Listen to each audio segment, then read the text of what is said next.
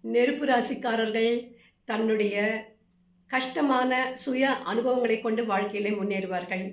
நில ராசிக்காரர்கள் தன்னுடைய கடின உழைப்பின் மூலமாக முன்னுக்கு வருவார்கள்.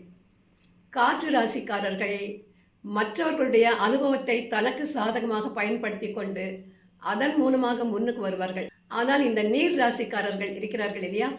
கடகம், விருச்சிகம், மீனம். இவர்கள் அந்த ஒரு தண்ணி எப்படி ஒரு பாத்திரத்துல ஊத்தினா, அந்த பாத்திரத்துடைய அமைப்பை, வடிவத்தை எடுத்துக்கொள்கிறதோ, அதேபோல் தன்னுடைய சூழ்நிலைக்கு ஏற்றவாறு தன்னை மாற்றிக்கொண்டு வாழத் தெரிந்தவர்கள்.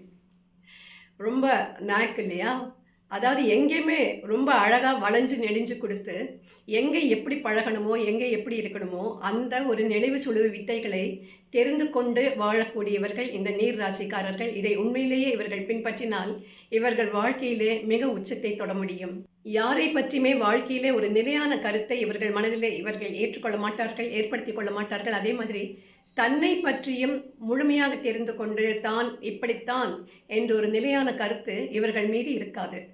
இவர்களுக்கு தன்னை பற்றிய ஒரு கருத்தை ஏற்படுத்திக் கொள்ள முடியாது.